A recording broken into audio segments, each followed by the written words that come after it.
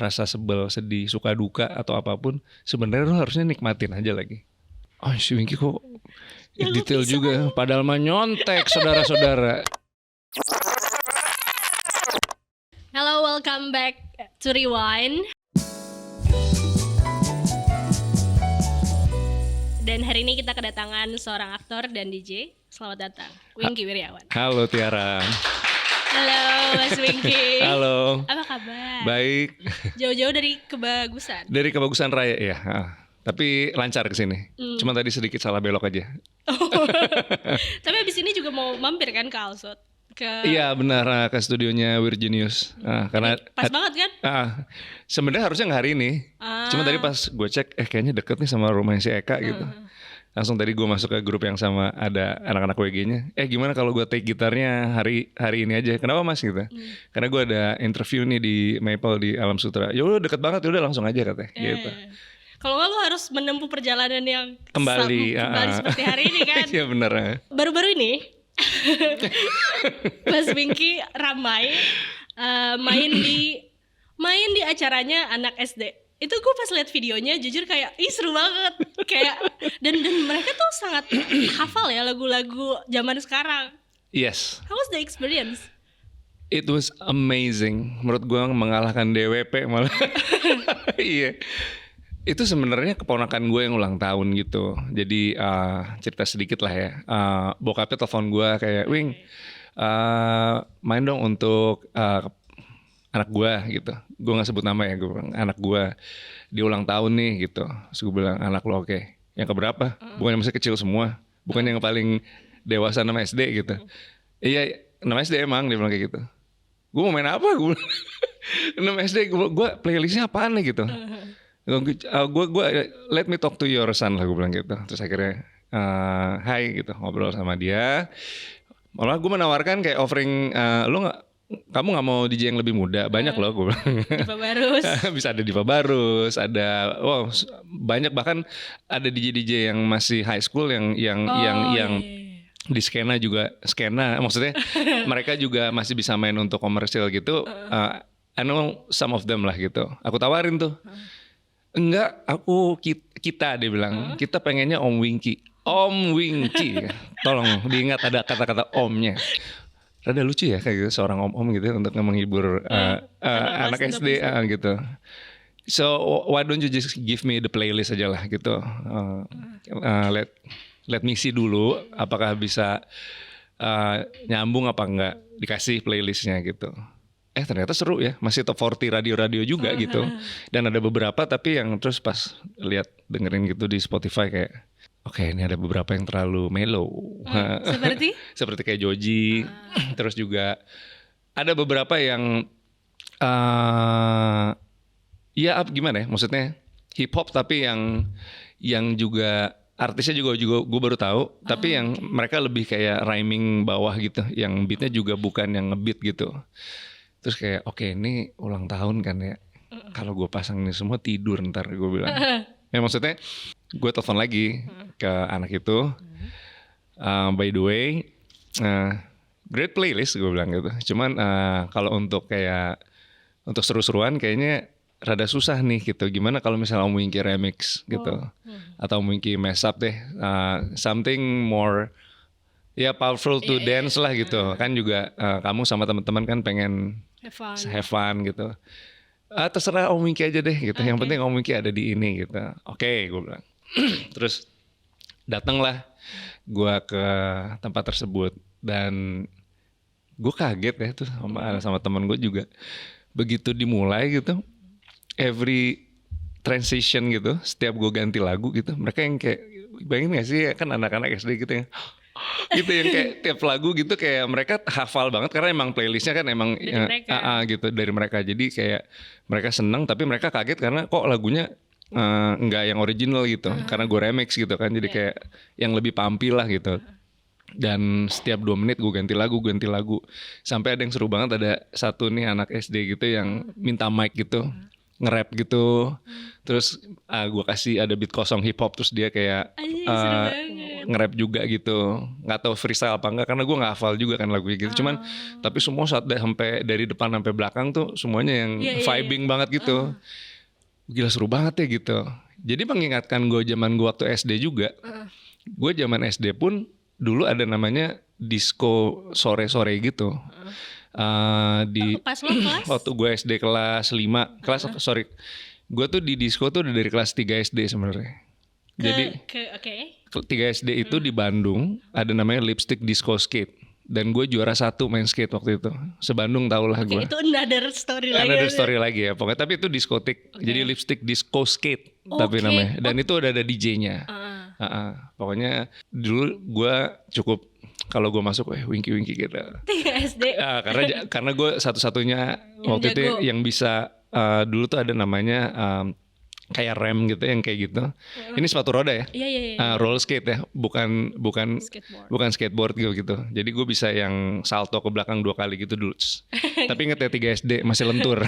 Kalau sekarang rematik. Nah terus segitu lagunya zaman dulu juga udah Michael Jackson, terus Debbie Gibson, Madonna, terus juga yang udah Boney M, yang udah breakdance gitu-gitulah. By the time being itu Jakarta waktu itu juga ada Lipstick Disco Skate, tapi kalau untuk anak-anak mungkin yang high school atau yang udah di universitas itu mereka mainnya di Melawai Plaza. Jadi zaman dulu tuh ada masanya di mana di Melawai Plaza tuh mereka gelar kayak bukan ticker ya namanya apa ya, map kayak gitu, terus mereka breakdance gitu. Bawa tape gitu. Itu di Melawai Plaza. Melawai yang sekarang Melawai Plaza, kalau lu lewat itu dulu semua orang di situ breakdance total gitu. Terus jadi mobil pada berhenti semua, terus buka sound system gede gitu. Dulu gue di Bandung saat itu persis di era itu gue Lipstick Disco Skate. Jadi gue jadi nginget gitu. Waktu pas kemarin di acara SD itu gue langsung kayak bukan acara SD, anak-anak SD itu which is keponakan gue ulang tahun, gue langsung ingat gila ini kayak zaman dulu gue ya gitu. Cuman bedanya adalah kayak dulu emang ada tempatnya, dan every Sunday itu ada disco sore gitu dari siang sampai sore gitu. Terus orang tuanya kayak ngebawa anaknya untuk dengerin ya, untuk disco lucu-lucuan aja gitu. Dan lagunya tapi sama seperti yang orang tuanya dengerin. Zaman dulu tuh pokoknya kita dengerinnya klasik disco kayak Copacabana lah, terus Dancing Queen gitu, terus kayak I Will Survive gitu. Masih yang kayak gitu-gitu. Pokoknya angkatan 80s lah kayak gitu. Dan lo juga dan gue dan dance floor. Dan di dance floor gitu, maksudnya lucu-lucuan aja gitu. Sebenarnya sih waktu itu gue ngerasa bahwa dan juga tempat diskonya tuh terang gitu. Jadi ya exactly kayak yang kemarin lah ya, kurang lebih kayak gitu. Jadi kayak gue bilang reminiscing aja gitu. Lucu banget ya kayak gue zaman dulu gitu. So gue merasa sebenarnya hal itu sangat biasa sekali gitu. And I don't know why it gone viral gitu ya. Atau apa ya, nggak tahu gue. Menurut lo? Mungkin orang ngelihatnya nggak biasa aja kali ya. Ada om-om main lah untuk anak SD gitu. Fun fact, gue pernah nge-DJ untuk toddler juga sih. Jadi yang usia 5-6 tahun. Itu ada 20 orang gitu. 20 masih kecil-kecil gitu. 20 anak kecil. 20 anak kecil gitu. Pas pandemi waktu itu. Terus kayak mereka mungkin gak bisa kemana-mana. Terus orang tuanya kayak Winky, do you willing to hibur anak-anak kita kayak gitu. Terus gitu. Ya udah, atau mau lagunya apa gitu. Ya Baby Shark atau apapun. Kadang-kadang lagu Disney gitu gue putar gitu. Frozen gue mainin juga. Terus mereka yang seneng gitu nyanyi gitu. So what's the big deal gitu? I mean like DJ is another medium aja menurut gue untuk menyalurkan musik kepada siapapun. Apa bedanya dengan kita seumur segitu dengerin band? Band mah live, DJ mah play gitu kan. Terus kenapa? Gitu yang gue mikir, maksudnya ya mungkin itu aja sih something yang mungkin aneh aja di part itu aja gitu. Kenapa DJ-nya tua banget kali ya gitu. Udah bangkotan gitu. Ngiburnya yang umur lu aja gitu, enggak usah ke anak kecil gitu. Padahal ini keponakan gue gitu. Itu juga jam berapa coba? Jam berapa? Sebelum jam 8 sampai setengah 9-an gitu. And then that's it, udah tutup gerai semuanya dan happy, foto-foto, ketawa-ketawa. Iya gitu. Tapi hari setelahnya malah orang-orang yang share video itu dengan nada-nada yang lain mungkin ya. Lumayan.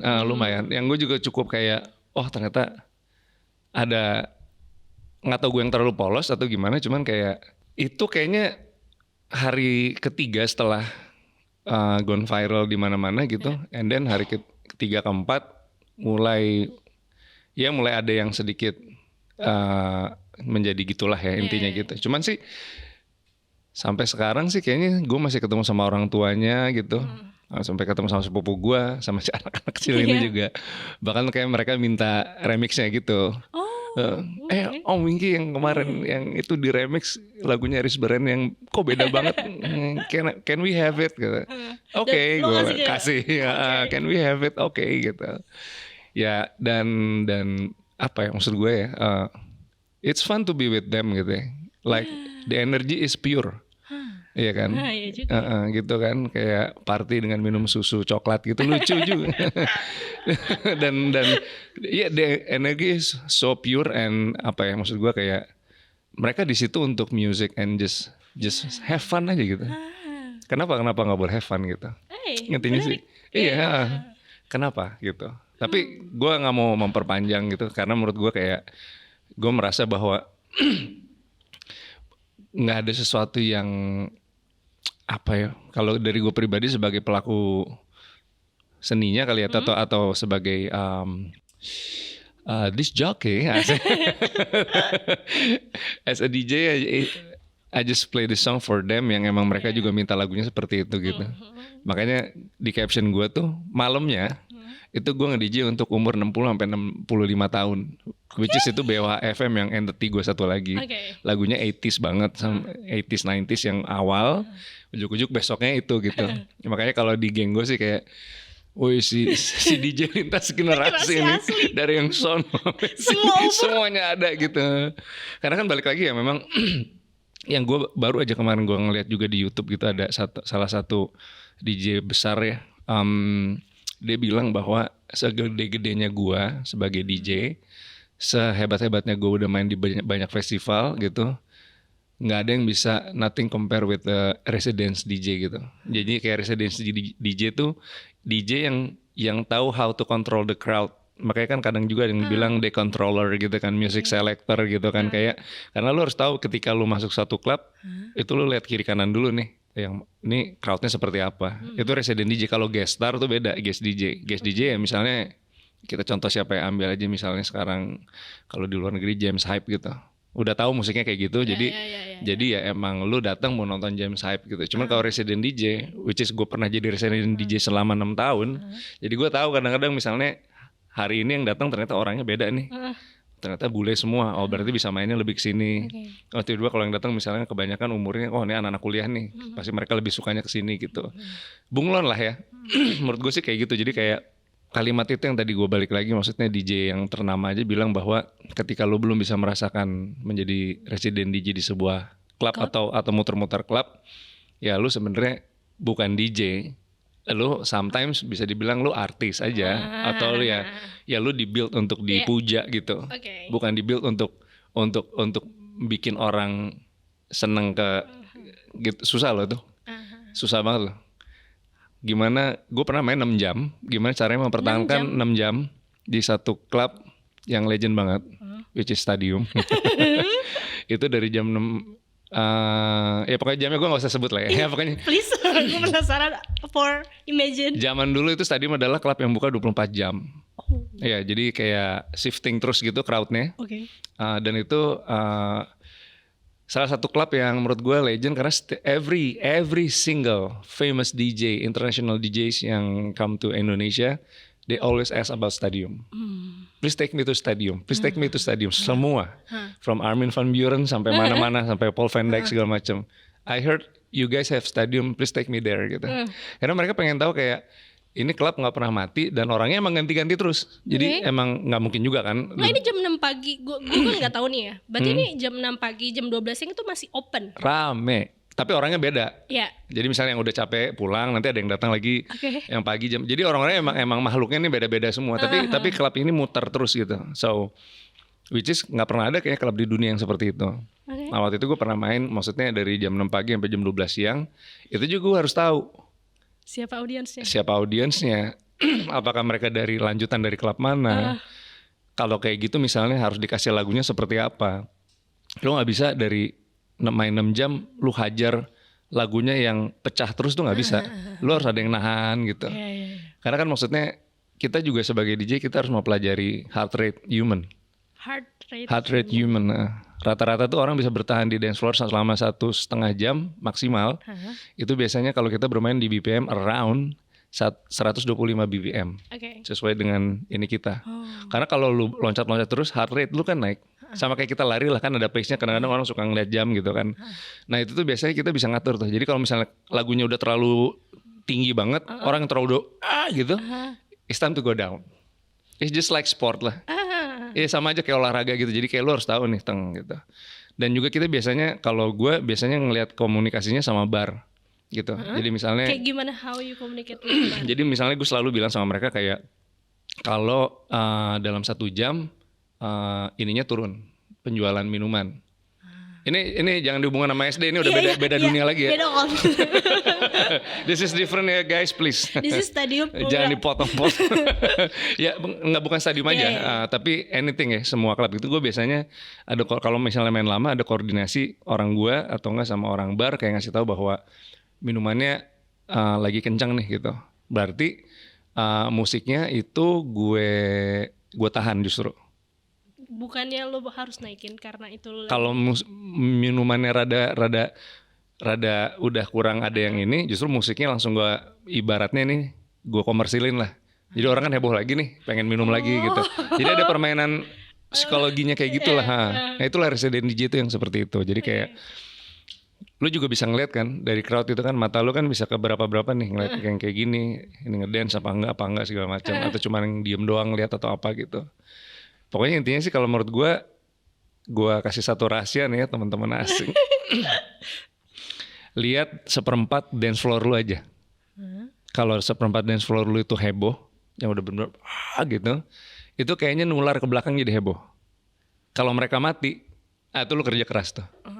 Gimana caranya pokoknya yang depan lu segini ya, lingkaran segini, itu mereka matanya ke lu dan bener-bener yang gitu. Karena kalau udah kayak gitu di depan DJ tangan pada ke atas segala macam, biasanya yang di table tuh yang buka table, yang buka botol dan segala macam itu ngeliat wah seru banget ya ternyata, kayaknya gitu. Jadi kayak ada something yang hawa itu tertular ke belakang dan and then the sales is good for the club gitu. Dan ya kita kadang-kadang happy gitu. Makanya maksudnya gue tuh banyak banget pengalaman failnya juga gitu.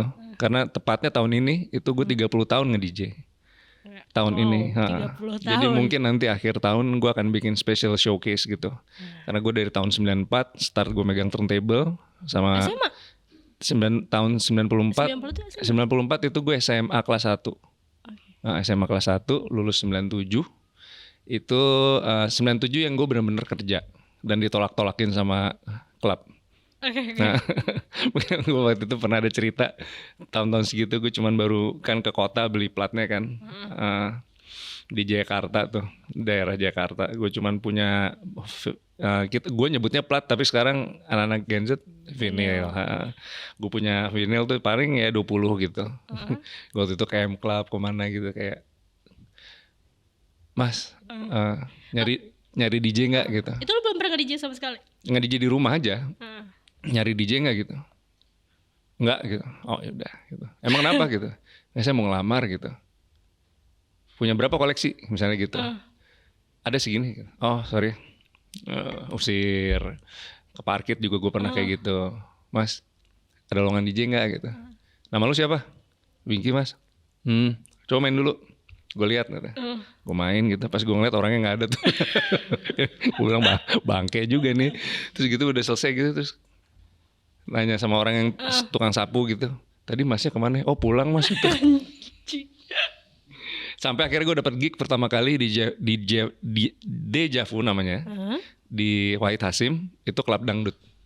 Itu pertama kali? Itu pertama kali. Dikasih sama DJ Riri. Oke. Wing ini ada klub nih. Lu bisa bikin acara di situ. Oh yang bener lu. Wah seneng banget gue. Sampai sana ternyata klub dangdut saudara-saudara. Dan klubnya udah tutup. Oh Jadi gue bilang, jadi lu ke DJ untuk ya crowdnya suruh cari sendiri. Nah itu first time gue dapet duit waktu itu sama teman gue Hiskia adalah gue bilang pas masuk gitu ke klubnya, terus gue bilang, Ri ini klubnya klub dangdut dulu katanya ya, udah tutup ya, makanya kita bisa buka untuk kalau lu mau bikin acara aja gitu. Oke, gue bilang, terus akhirnya pas gue masuk gitu, sound systemnya juga copot gitu, jadi harus gue bawa solder gitu, anjir. benerin sendiri sampai sound systemnya nyala. Ya udah nge-DJ, terus flyersnya juga fotokopi waktu itu. Dan crowdnya datang sendiri. Nah ini gue belum, Oke, belum sorry, sampai situ, belum sampai situ. Terus akhirnya gue bilang gimana cara ngundang crowd nih ya. Udah kita ke tempat-tempat gaulnya, kasih flyers juga fotokopi waktu itu. Murah, fotokopi taruh di Aquarius Blok M dulu waktu itu ada. Terus di Pati Yunus, ya pokoknya tim-tim anak-anak gaul lah zaman dulu. Gue bilang rame nih Ki, kita udah cetak 500 fotokopi flyers. At least pasti ada yang datang. Nggak ada yang datang. Yang ada juga datang waktu itu gue inget banget orang India datang gitu. Kayak mungkin dia orang lagi jalan gitu masuk terus kayak apaan nih gitu, kayak sepi sekali gitu. Terus akhirnya pas sudah selesai kan profit sharing ya, dapat waktu itu pokoknya 25% dari penjualan. Nggak ada yang Dia doang yang beli kan. Terus akhirnya pas sudah selesai ke kasirnya sampai kayak diem gitu, terus lihat-lihatan gimana minta duitnya, gue bilang, kata Hizki nggak apa-apa samperin aja gitu. Pas samperin, terus dia langsung ngomong, beneran mau diambil duitnya gitu. Iya gimana, gue bilang, ya udah nih kata, dikasih 3.000 perak. 3.000 perak bagi 2 1.500. Sementara parkirnya 5.000. Udah gitu gotong-gotong alat sendiri. How painful it was. How painful it was. Tapi seru sih karena bener-bener ngerasain banget gitu dari. Tapi kan lu udah ke tempat gaul-gaul itu ya. Iya, kagak ada yang peduli, bodo amat siapa lu juga gitu. Sampai akhirnya waktu itu dibantu sama pertama kali Jerome dari Java Bass, drum and bass waktu itu. Udah Wing, gabung sama kita aja di tempat lu. Jadi ya kita main house music and then closingnya mereka Java Bass. Java Bass sudah ada masa tuh. Datanglah sekitar 20 orang, waktu itu udah seneng banget. Aduh, ada crowd. Ya kayak gitu. Tapi ngomongin soal kecintaan lo akan DJ dan musik, tapi itu awalnya banget menurut lo apa? Maksudnya apa yang ngebuat lo mau datang ke klub-klub dan menawarkan diri gue DJ Winky pada saat itu? Kan gue dari Bandung kan. Bandung tuh sebenarnya gue basicnya sebenarnya gue hidup dari dunia yang sangat metal sekali. Dulu gue di Bandung ngikutin Pupen lah. Sebelum Pupen tuh mungkin muasalnya Seringai ya. Jadi gue liatin si Aryan dulu, terus masih Marcel, masih drummernya masih Marcel, terus pokoknya dulu kalau di Bandung metal banget lah gitu. Sampai terus pindah ke kan? SMP kelas 1, SMP kelas 2-nya nyokap pindah kerja ke Jakarta. Jadi gue ke Pangudi Luhur, masuk dari Taruna Bakti ke Pangudi Luhur. Sampai Jakarta ternyata beda banget, auranya hip hop abis gitu. Sementara cuman gue doang yang suka metal. Tapi gue orangnya gampang kebawa arus sepertinya. Jadi mereka dengerin hip hop, gue seneng hip hop. Terus pas masuk SMA, nah di situ ada DJ Anton sama Hogi. DJ Hogi dan Riri juga alumni PL. Jadi isinya kok kayaknya DJ elektronik. Nah terus gue dibawa ke satu klub namanya B1. And then di sana gue kayak gue tuh bilang sama teman gue, ini musik apaan sih, cuman duk gitu. Monoton jir, gue bilang gitu. Apaan sih? Monoton banget, nggak skillful. Sementara kalau gue bilang kalau metal kan, ya kan harusnya gitu. Terus dia bilang, lu gimana kalau lu ngaku diri lu sebagai seorang musisi, lu harusnya menghargai semua profesi apapun dong. And then di situ gue ingat, dulu gue waktu pas kelas 3 SD kan, gue udah ke Lipstick Disco Skate ada DJ-nya ya. Cuman musiknya dulu masih seru karena dulu nyambungin klasik disco tuh nggak gampang. Klasik disco kan masih band tuh, jadi temponya kan lari kan. Ya karena kan seorang pakai metronom pun pasti karena drumnya beneran suka lari. Baru masuk synthesizer tuh 86 ke atas gitu lah, yang kayak Boney M dan yang lain-lain gitu. Nah makanya pas gue ke B1 diajakin, ya udah deh nggak apa-apa. Pas gue ngeliat ke DJ booth-nya for the first time gitu, kok banyak banget tombolnya gitu. Kok nggak gampang juga gitu. Terus si DJ itu udah nge-remix lagu-lagu band gitu, yang sama dia di remix gitu, YouTube gitu. Terus ada juga waktu itu pokoknya band-band yang kadang gue dengerin tiba-tiba kok di remix dan keren gitu. Kok keren. Pas gue ngeliat cara mainnya, kok susah ya. Tapi mereka emang house music, bukan kayak hip hop DJ yang pakai scratch gitu. Jadi gue pikir kayak house music nggak segampang itu juga ya. Ternyata start dari situ biasa gue emang gampang banget ya. Tapi Terbawa kan arus. dari metal Iya. ke itu adalah dua hal yang sangat berbeda. Oh beda banget emang.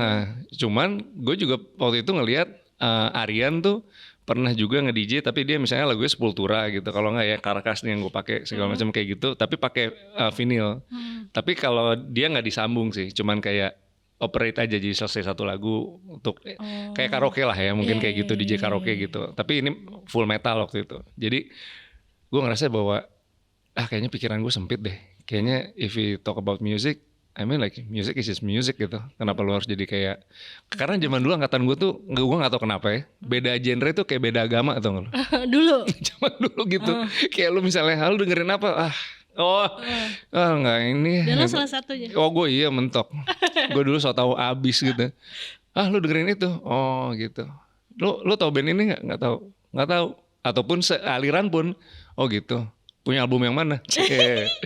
Yang paling norak kaos deh gitu. Kaos coba lihat kaosnya ada ininya nggak? Ada garisnya nggak? Kalau ada garisnya palsu kan. Zaman dulu kayak gitu tuh sangat krusial banget di geng-gengan gitu kayak. Dan lo kan menganggap yang lain tuh poser kayak buat sekarang gitu kan. Asli, dia poser nih, nggak usah temenin. tapi lucu ya kalau dipikir-pikir kayak hal kayak gitu tuh, ketika kita melewatinya bisa jadi masa tua tuh jadi kalau bahasa Sunda mah seserian ya jadi. Yang artinya? Seserian tuh ketawa-ketawa gitu, gila dulu norak banget kita ya. Ya kayak gitu karena zaman dulu tuh nggak pernah ada lagi festival yang cross genre gitu. Ya lu sekarang synchronize, lu sebutin apa aja deh, Pesta Pora, Sounds Project, semua tabrak lari. Dulu haram, ibaratnya. Dulu nggak ada festival yang kayak synchronize Pesta Pora. Nggak boleh, harus bener-bener kayak metal ya, Hammer Sonic, Dar gitu. Kalau indies tuh, yang dengerin indies hari Minggu di poster tuh zaman dulu, ya, band Rumah Sakit gitu-gitu ya, lu di situ. Yang punk beda sendiri, nggak bisa ketemu tuh, gitu. Kalau misalnya, lu temenan sama dia. Ngebahas apa lu kalau di rumah? Aduh katro banget. Lucu banget gitu dalam hati gue, kayak dulu kenapa kayak gitu banget ya gitu. Nah sekarang mah kan enggak. Sekarang mah bisa malah ditabrakin banget gitu. Ada sih mungkin. Emang ada ya? Masih. Oh masih ada ya? Masih, tapi mungkin lebih fleksibel. Kalau dulu kayak ini banget gitu. Untuk genre musik tuh radikal banget gitu. Kayak lu nggak dengerin ini gitu. Kalaupun lu dengerin sampai mana gitu. Udah dengerin yang live-nya di Barcelona belum pas ini? Wah gila. Lu tau nggak pas lagi kayak gini misalnya kayak si Sepultura nih, gitarisnya namanya ada Andreas Kisser gitu. Dia senar 3-nya ternyata putus. Tahu nggak lu? Sampai segitunya. Terus misalnya kayak nggak tahu. Wah. Payah. Norak banget gitu zaman dulu kayak gitu. Terus kayak pokoknya karena zaman dulu kan nggak kayak zaman sekarang you can get anything dari sosmed gitu kan. It's so gampang banget. Zaman dulu tuh kayak lu harus digging banget. Jadi dulu gue nggak tahu sekarang masih ada apa nggak ya. Ada di Duta Suara masih ada nggak ya? Duta Suara itu adalah toko kaset yang kalau lu cari kaset dimanapun nggak ada, di Duta Suara biasanya ada limited. Jadi kayak misalnya Duta Suara biasanya ngasih tahu nih orangnya kayak, Mas kalau mau kesini misalnya hari Kamis jam 11 pagi. Itu biasanya kita ada yang untuk misalnya kalau misalnya yang dengerin jazz nih, nanti kita ada di rak yang sebelah sini nih itu ada yang aneh-aneh gitu, jazz Jepang gitu atau apa gitu. Kalau gue kan nunggunya kan metal kan waktu itu. Mas pokoknya kalau misalnya ada, dan gue sangat Sepultura banget zaman dulu. Kalau ada yang Sepultura di yang pas manggung di Brazilnya, gue bilang, yang kalau nggak salah, yang gue dengar dari teman gue di Amerika tuh, Igornya katanya waktu itu solo drumnya terlama gitu. Kalau lo masuk itu, please kasih tahu ya gitu. Karena zaman dulu kan nggak bisa juga ngasih tahu kayak gimana. Pager waktu itu yang megang masih orang tua gue ya, pager gila aja gue masih. Jadi kayak duluan. Jadi pas gue sampai sana, aduh udah di ngantri lagi gitu. Dan kelihatan kan hitam-hitam gitu nih, aduh pasti kayak ini lagi. Sosok nggak mau nyapa. Begitu pas masuk dia ternyata dia malah kemana, gue duluan tuh. Anjir. Gitu. Tapi bisa aja udah keduluan orang lain ya berarti. Pernah Kayak sering. berarti musik yang kita pengenin bisa jadi harus kita tunda dulu. Bisa, Nggak tapi kayak sekarang kita beruntunglah kalau misalnya kita punya teman yang sekolah di luar negeri dan kayak atau dan sebenarnya nggak harus kaya, cuman yang penting sekolah di luar negeri atau enggak kita punya saudara yang emang tinggal di sana. Jadi kita bisa kayak telepon gitu. Gue nitip gini ya, kalau nggak nitip vinyl yang limited yang gini gitu. Bayarnya nanti aja deh, tagih aja ke nyokap gue misalnya gitu. Datang tuh misalnya pas, tapi kan harus nunggu juga.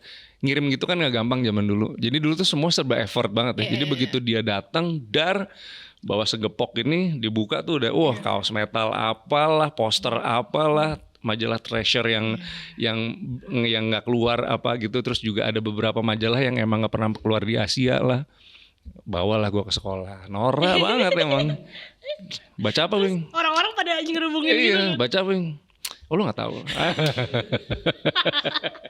Gila, akhirnya jadi dari situ, maksudnya disitulah gue mengenal sebenarnya. Itu sebenarnya yang mungkin zaman sekarang ngomongnya skena kali ya, yang kayak gitu-gitu. Cuman karena dulu itu hard to get banget, susah banget untuk dicari, jadi kayaknya kita emang keep it itu personal banget gitu. Disayang banget lah gitu, nggak boleh ada debu apa segala macam. Dan lu menghargai musik yang lo dapatkan karena itu susah nggak sih untuk lo dapatkan? Iya, susah banget gitu. Dan juga kayak contoh gini deh dulu. Ini jadi kemana-mana nggak apa-apa ya ngobrolnya. Misalnya ngulik lagu apa ya? Yang gampang apa ya? Metallica deh misalnya gitu. Jangan deh Metallica terlalu bisa kebaca deh. Misalnya death metal yang banget gitu ya, misalnya kayak kita sebutnya misalnya udah bener-bener kayak Suffocation tuh. Ya pokoknya adalah band yang udah mulai masuk ke, kalau gitar tuh udah main drop-dropan lah ibaratnya gitu. Nah itu tuh kan kadang-kadang karena mereka teknikal dikit ya bahasanya, karena gitarnya basah, tone-nya basah tuh, jadi kayak lu nggak tahu dia main nada apa gitu. Nah itu tuh kadang-kadang ada majalah di luar negeri yang emang ngeluarin itu, jadi precise gitu tangga nadanya tuh. Nah itu gue dapet channelnya, jadi selalu datang tuh tiap bulan. Bilang wah, terus ada kan kadang-kadang ada yang suka mainin gitu depan gue gitu. Salah tuh, asik. Apa benar kali gini-gini? Coba lu dengerin lagi. Iya kan kesini kan, salah, nggak gitu. Nggak dikunci itu men, gue bilang. Lagian juga lu tadi berapa genjreng? Nggak cuma 3 kali hitungannya. Tuh waga pat, tuh waga. Si Winky kok ya, detail juga. Padahal mah nyontek saudara-saudara. Udah nggak tahu mereka gue punya bukunya. Dan lu nggak mau ngasih bukunya? Nggak mau, enak aja harta karun gue itu. Tapi sekarang kan lu tinggal ke YouTube aja udah googling apa dak itu udah gitu. Ya kayak gitulah pokoknya. Seru-serunya sih seperti itu. Tapi kayak gue juga pernah ngebahas ini sih soal gimana caranya dulu mengkonsumsi musik yang pada saat dulu dan sekarang, dan gimana caranya juga sebagai pendengar kita mengenal sosok yang kita idolakan. Dulu tuh kayaknya tuh sangat berjarak dan kita cuman tahu tuh dari apa yang ada di majalah. Sedangkan kita tuh sekarang udah bisa ngelihat Taylor Swift ngapain, Dua Lipa ngapain. Tapi kalau lo, jadi gue penasaran sama soal Citra. Pada saat dulu tuh, apakah lo langsung pengen nge-branding diri lo as a public figure, atau itu tuh sesuatu yang kayak ya natural aja dan berjarak, branding is not important for me pada saat itu?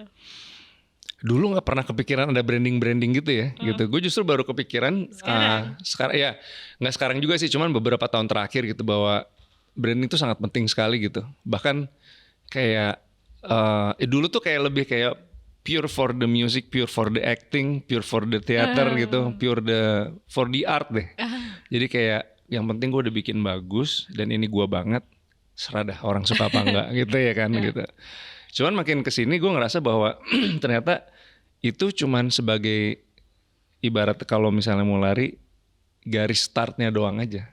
Lu udah nyolongnya udah bagus aja kaki lu, kalau mau lari tuh kayaknya lu udah tahu nih postur yang bagus untuk lari seperti ini tuh udah menangnya di situ. Cuman kalau lu nggak ada marketing toolsnya, brandingan yang bagus dan segala macam, ya lu akan kesusul aja sama yang lain. Bahkan kesusulnya sama yang mungkin yang menurut kita kayak kenapa jadi itu sih gitu. Kan harusnya kita nggak kesana arahnya gitu. Ya itu aja sih. Jadi gue ngeliat bahwa sekarang apapun yang dilakukan sama orang itu harus dipikirkan semuanya. Jadi nggak bisa cuman kayak film ya. Film juga gue ngerasa bahwa kita ngebahas Joko Anwar dikit deh. Menurut lo, Ya. Bang Joko, langsung nyapa dulu. Kenapa Joko Anwar bisa selalu sukses? Menurut gue. Mm-mm. Menurut gue karena memang film-filmnya pada saat dulu itu tuh di luar kebiasaan. Untuk sekarang mungkin udah banyak film-film yang seperti film Bang Joko, tapi dia sangat bisa membuat itu tuh personal. Film-filmnya dan persona dia di sosial media dan segala macam tuh kayak jadi satu paket menurut gue. Itu benar, jawaban yang terakhir itu ada salah satu yang benar juga. Tapi yang pertama gue sedikit argue ya. Dari zaman Bang Joko, menurut lo yang filmnya yang rada beda gitu, banyak banget juga sutradara yang udah beda. Tapi kenapa dia yang dar? Karena menurut gue Bang Joko tahu banget dia itu unik. Terus brandingannya itu attach banget sama bukan followers ya, sama ya pokoknya sama penonton ya. Makanya banyak sebenarnya sebuah produk. Nah ini sekarang udah lepas dari Joko lagi, dari Bang Joko ya. Ini banyak banget produk film, produk musik atau apapun itu yang berhasil karena terlepas dari produknya memang bagus, tapi dia itu produk itu kayak ngobrol sama si pendengarnya. Ngobrol dalam artian tuh kayak dia bikin ada mungkin bahasa zaman sekarang ada threadnya gitu loh. Jadi kayak si produk-produk ini tuh kayak sampai aja gitu sama si pendengarnya. Bukan cuman bagus dalam artian kayak banyak dari pelaku atau pencipta sebuah produk seni itu yang komunikatif lah ibaratnya. Berdialog sama truly fansnya ya. Dan minta pendapat. Atau enggak ada engagement tertentu yang memang menurut gue itu personal yang tadi gue bilang. Jadi misalnya kita bikin ini misalnya gelas nih ya gitu. Kalau kita lihat dari sini aja kan maksudnya bagus lah, desainnya simple ya kan.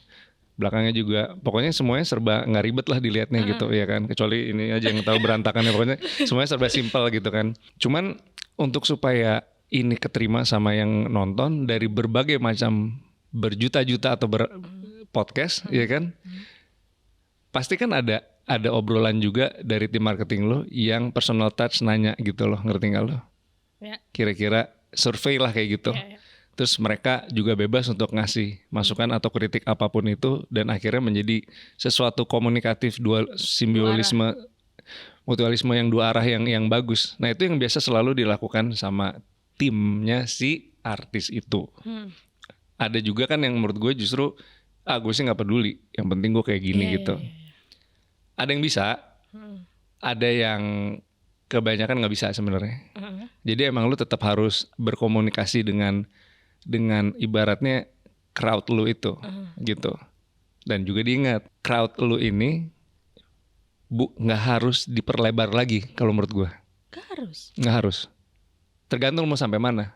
Nah, kalau emang lo mau sampai ujung sini, takutnya esensi dari art lo itu hilang. Jadi kan kadang-kadang misalnya exhibition atau apa segala macam emang ya udah emang target gue misalnya 1.000 orang gitu, 1.000 orang aja. Karena kalau lo mau jadi 10.000, misalnya sponsor atau diri lo, pokoknya gue mau lebih wide lagi. Yang sepemikiran atau enggak sepahaman lo itu kan cuma 1.000 orang. Kalau lu mau menyangkut ke 10.000, berarti lu harus mengubah diri lu lagi untuk menjadi 10.000. Untuk meluas lagi 10.000, memuaskan 10.000 yang mungkin akan sakit hati akhirnya lu. Jadi kayak ini bukan gua banget akhirnya. Tapi gua dapat numbers gitu. Nah, lu mau yang mana kalau menurut gua gitu? Nah, yang 1.000 ini yang lu harus ibaratnya apa ya? Kok pelihara ya? Kalimatnya apa ya? Maintain. Nah, kadang dari mereka juga ada yang nggak suka. Itu lu harus tanya. Why? Kenapa gitu? Menurut lu gimana?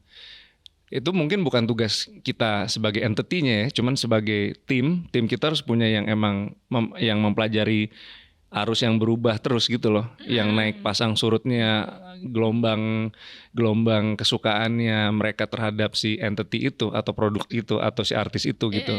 Itu yang harus dipelajari. Nanti dari situ tim itu akan memberikan masukan ke kitanya.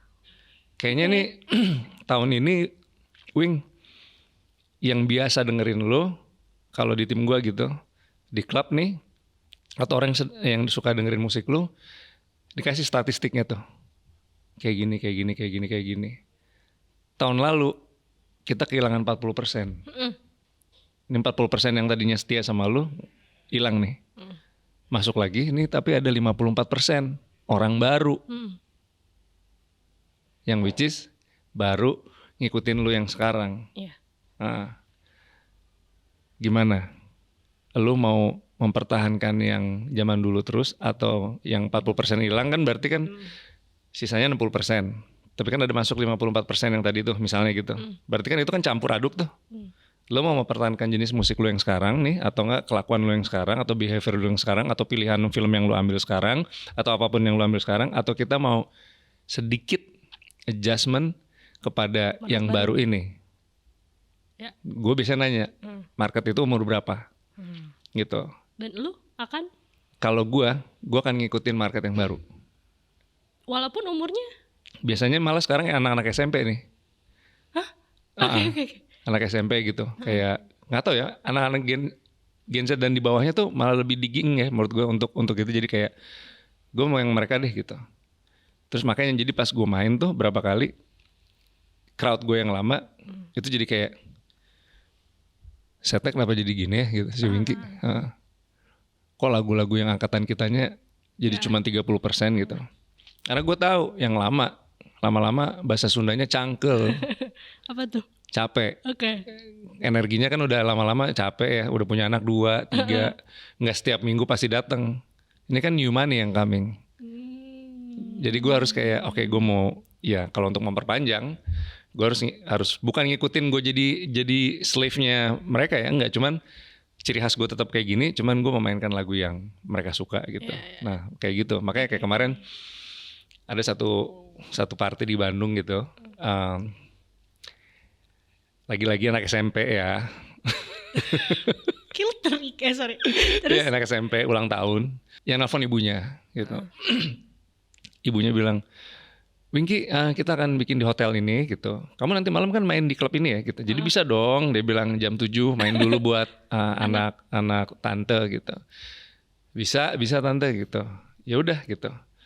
Jangan manggil tante deh, manggil gua Mbak deh gitu. Umur kita juga nggak jauh gitu. Yang padahal jauh. Iya beda 4 tahun, dia waktu itu dia waktu itu 49, gue 45. Gue kan tahun ini 46. Terus gitu anak SMP ya.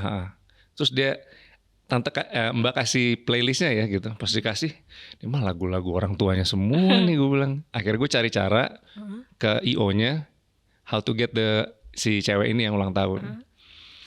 Gue nanya, kamu mau lagu apa gitu? Oh my god, this is DJ Winky gitu. Oke, I give you playlist ya.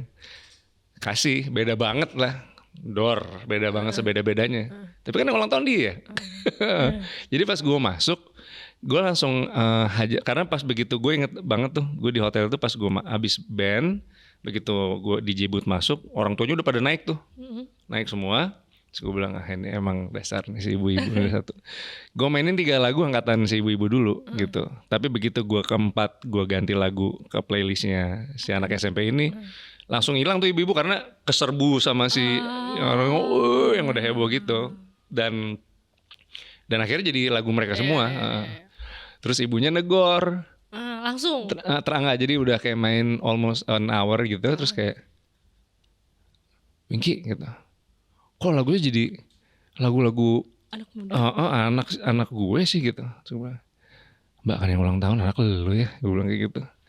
Terus? Iya sih. Terus gue bilang gini, kalau mau yang lagu-lagu itu, mendingan ntar malam aja pas gue main di klub, gue bilang kayak gitu. Ya udah deh kalau gitu, masih ada table nggak? Gitu kata. Ya gue kasihan dong mereka yang ulang tahun. Akhirnya udah. Jadi akhirnya gue Jadi jangan anak SMP-nya lu jadi heboh karena berasa udah 3 lagu yang untuk Iya, orang iya, tuanya. iya. Ya mereka yang cuman kayak ngeliatin ibunya ketawa-ketawain doang aja gitu. Emang gitu. Tapi kan lucu ya, yang nonton kan itu. Si anaknya. Jadi akhirnya Iya. udah ngikutin lagu kayak gitu. Tapi berarti emang lu sangat bisa membaca market ya. Tapi gue pengen sebenarnya rewind sedikit ke sebelum lu yang sekarang. Karena menurut gue 30 tahun menjadi DJ lu dan yang lo ceritakan barusan tuh kayak lo sangat memahami dan berusaha menyenangkan orang-orang crowd lo. Tapi sebenarnya gue pengen denger cerita saat lo main di Indika, bener? Itu tempat gue pertama kali kerja. Iya.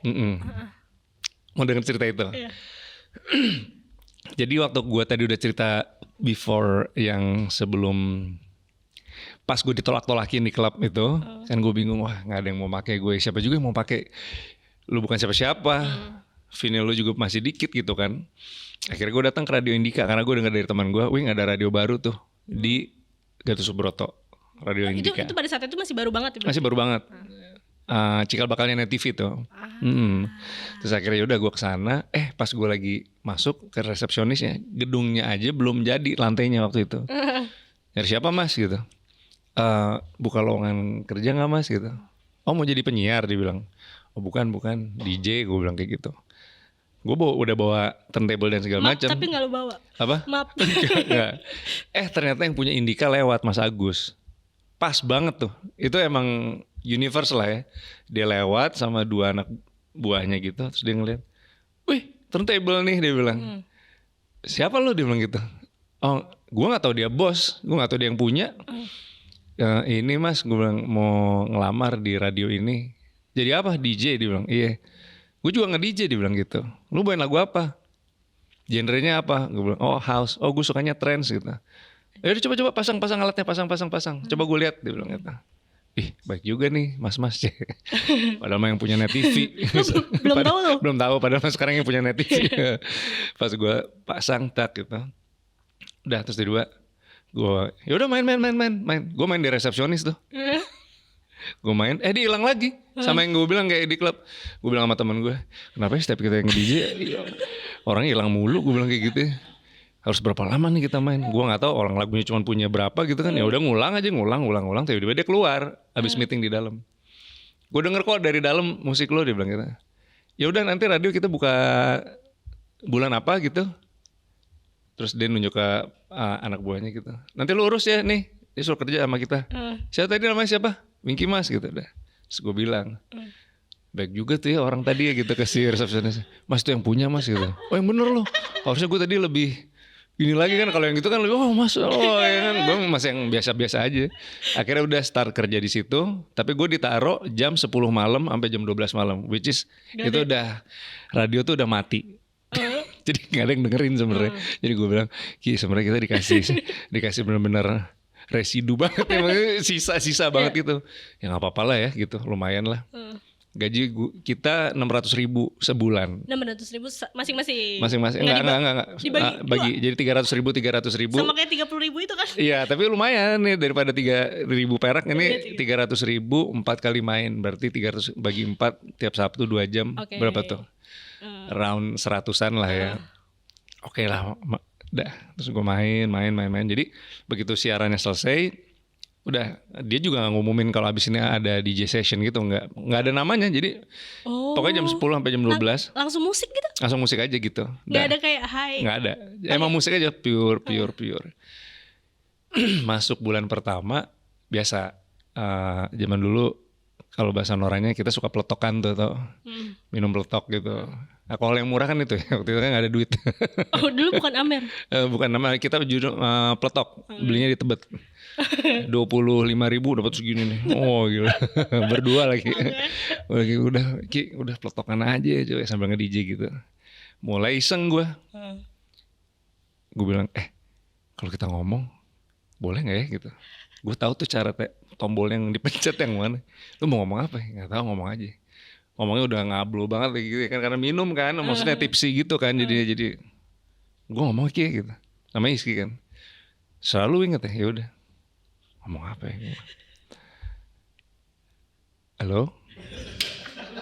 halo tes, kedengeran nggak gue bilang gitu, kedengeran. Halo. Kita live loh nih. Kita nge-DJ di Radio Indika loh. Nama gue Winky, yang lagi main Hizky. Tapi kita ganti-gantian loh. Aduh garing banget nih pokoknya, terus kayak apa gitu. Nah terus udah gitu. Tapi nggak maksudnya nggak dua arah. Enggak, karena yang satu kan kalau misalnya Main. jadi karena DJ booth-nya tuh rada jauh. Jadi ruang siaran kan di sini, DJ booth-nya tuh di samping. Oke. Jadi teman gue sambil dengerin masuk suaranya gitu. Terus udah mulai tahu sambil bawa plat gitu. Tadi barusan kita putar tuh Everything But The Girl, judulnya Missing, rilisnya tahun 94 gitu. Ya terus jadi lebih kayak ngebahas tentang apa yang udah kita mainin gitu. Terus udah gitu tiba-tiba gue iseng, plotokan abis tuh. Terus gue bilang kayak, buat yang dengerin, nggak tahu deh ada yang dengerin apa enggak. Cuman kalau misalnya mau mampir ke sini bawa minuman boleh loh. Kita alamatnya di sini gini. Oke, gue gitu dah. Terus ada. Minggu depan tiba-tiba datang anak Trisakti. Pasangan pacaran tuh datang. Bawa minuman. Bawa makanan, sebel. Gue bilang kok bawa makanan lagi deh, gue bilang. Harusnya kan minuman. Iya harusnya minuman gitu dah. Terus dia gini, terus ternyata cowoknya DJ di kampus. Okay. Terus gue langsung mikir di situ, karena satu-satunya acara DJ pertama kali di Indonesia yang radio, terutama Jakarta dulu deh, itu di kita. Oh jadi itu adalah asal mula. Jadi belum ada Paranoia, Hard Rock tuh belum ada, semua belum ada, semua di Skolen, OS Radio tuh belum ada, kita pertama kali itu. Dan itu nggak ada namanya, nggak ada. Capek akhirnya jadi abis itu ini nyambung ke situ dulu ya, gue cerita sedikit terus akhirnya gue bilang lucu nih. Dia datang, besoknya boleh nggak gue bawa teman sini, boleh gitu. Tapi bawa minum ya, gue bilang. Jangan makanan. Akhirnya bawa deh gitu, lumayan ya minum-minum gitu. Lucu-lucuan, terus akhirnya udah gue bilang kayak, lo kalau bawa plat main-main aja gitu. Oh boleh nih, boleh gitu. Jadi nggak ada seleksi, terus akhirnya gue bilang. Jadi udah mulai udah rada lancar gitu sedikit. Oke, selamat malam. Selamat malam, gue Winky dari Enggak yang halo. Udah nggak halo tes nggak ada gitu lagi. Yo what's up, this is Winky from Indika Radio. Terus kalau salah dulu 91,45 kalau salah. Terus gitu buat teman-teman nih anak-anak kuliah atau manapun juga nih yang mau datang ke Radio Indika, kalau lu punya plat gitu dan masih genrenya around house dan trance, please come. Feel free to join, feel free to play, gue bilang kayak gitu. Ternyata tiba-tiba minggu depannya, pokoknya itu anak UI datang, Trisakti datang, Mustopo datang, itu akhirnya radio tersebut kayak klub. Oke. Jadi rame banget gitu, terus udah kayak yang ya party aja gitu. Jadi kayak party sampai akhirnya kenotis sama bos yang itu. Gimana dia notisnya kan, denger juga atau? Karena jadi semuanya pengen ngomong. Jadi kayak radio-radio zaman dulu. Buat Cynthia gue tuh sayang malah malu, tau gak lu gila, sini dong, jangan ngomong gitu. Sorry gitu. Jadi kayak acara ngaco-ngacoan gitu, gitu. Terus gitu. Seru. Ya gitu. Heru di mana lu belum sebelum ini mampir dulu dong Indika nih, ayo dong kita berangkat bareng, gue nggak ada mobil jemput gitu. Oh ya udah. Akhirnya kedengeran, gue dipanggil. Gue bilang wah anjir. Panik ya tuh? Panik lagi, gue pasti dimarahin nih gila. Ya biasanya kan radio serius gitu kan. Tiba-tiba nggak beda. Dia manggil Mas Farid waktu itu, jadi yang sama Ditya yang megang radionya. Bukan, kalau itu kan bos besarnya tuh. Winky, gue mau ngomongin yang acara kemarin nih. Kena nih, gue bilang. Mas sebelumnya sorry ya, gue bilang. Ya emang kita kan baru ya, gue juga bukan penyiar apa segala macam. Enggak, dia bilang kayak gitu. Ini happening banget nih, dia bilang. Karena gue dengar dari semua orang ternyata ini menjadi suatu movement yang bagus nih. Acara lu kita bikin resmi yuk. Kita bikin namanya club hopping. Jadi karena orang sebelum kemana itu ke kita dulu. Sebelum ke klub-klub lain gitu, sampai akhirnya sebelum ke embassy lah, sebelum kemana ke kita dulu. Jadi tapi banyak isinya anak kuliah semua. Jadi kayak gitu. Jadi nanti kita bikin, nanti lu seleksi dari yang DJ bagus dari anak-anak kuliah ini, kita ajak main nanti. Karena kan kita bisa kerja sama klub dan kita punya acara radio ini. Oh menarik juga ya. Akhirnya lah mulai serius gitu bahwa jadi baru berani mulai ngundang DJ beneran yang DJ club Misalnya DJ dari M Club lah, dari B1 lah, dari Ebony, dari mana.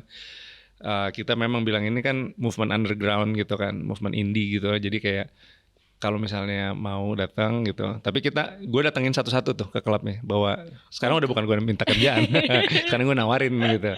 Ini karena ada satu-satunya media yang baru nih dan ternyata pendengarnya lumayan gitu.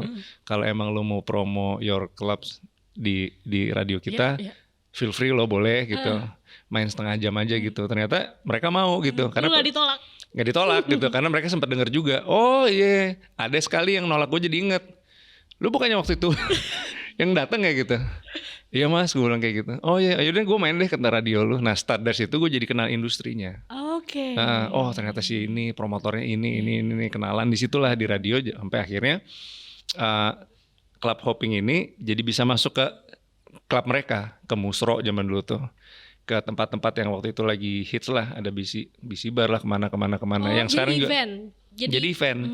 Jadi club hoppers namanya gitu. Sampai kita ngeluarin CD series juga dari DJ Naro, DJ Romi zaman itu, sampai akhirnya jadi DJ gestar yang gede zaman dulu. Jadi akhirnya jadi dekat sama kita dan mereka mau main gitu, karena mereka cukup kaget ya ketika main di radio tapi suasananya crowded, yang anak-anak kuliah gitu, yang seangkatan gue lah gitu, waktu itu masih kuliah ya, jadi masih muda gitu. Gila seru banget Joy kayak gini-gini, sampai akhirnya diundang ke Jogja, ke Bandung, ke Kaliurang, ke Lembang, rave party gitu, yang isinya cuma 300 orang tapi di lembah gitu. Nah itu akhirnya jadi kita organize bener tuh. Nah pokoknya pas udah lagi heboh-hebohnya gitu, terus akhirnya seneng, ternyata Bandung bikin, ada di Skolen, di OS Radio. Pertama kali Paranoia muncul di Hard Rock FM, itu juga ada, masih ada Mbak Mutia Kasim ya waktu itu. Terus juga masih ada almarhum Indra Safera juga di sana. Terus ya udah, jadi akhirnya jadi hidup tuh lingkungan itu.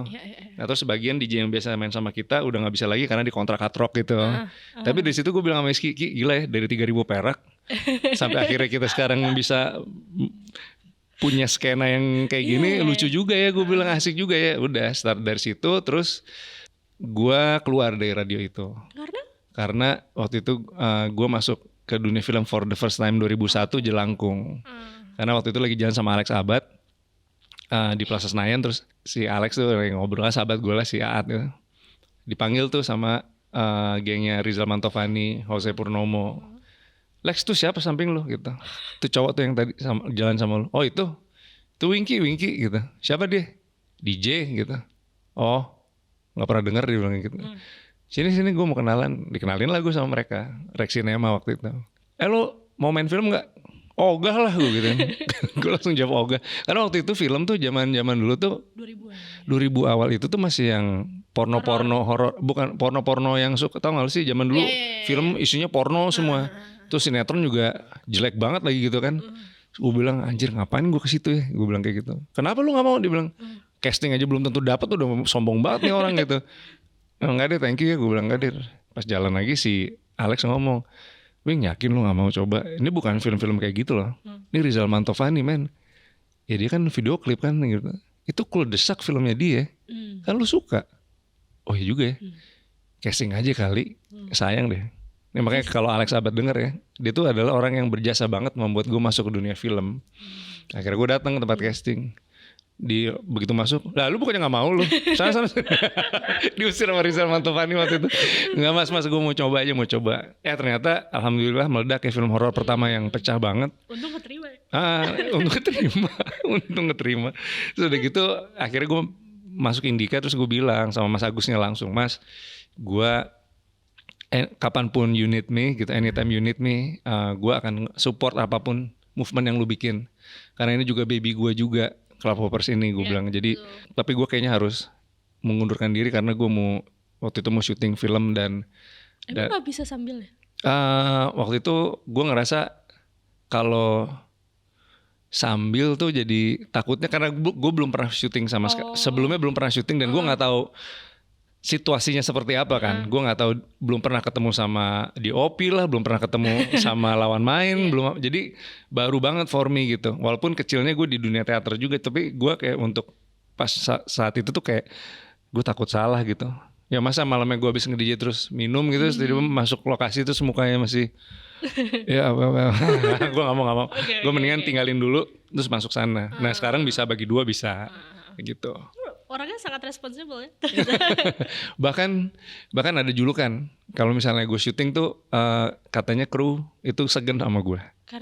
Karena kalau misalnya gue callingan jam misalnya jam 8 pagi, gue biasanya jam 7 pagi udah ada duluan. Dan itu terkenal banget di film bahwa kalau calling Winky mendingan ditelatin deh. Daripada dia datang Karena dia awal. selalu datang terus lebih awal dari kita dan kita nggak enak gitu bilang kayak gitu. Oke, jadi pada saat itu gue nggak tahu ya, pas gue denger cerita lo tuh kayak itu tuh seru banget, kayak cuman gara-gara lo ngomong halo gitu tuh, tapi jadi Iya. kayak bikin movement sendiri. Iya. Pada saat itu scene-nya tuh seperti apa? Berarti sangat support antar DJ. Oh banget ya zaman dulu.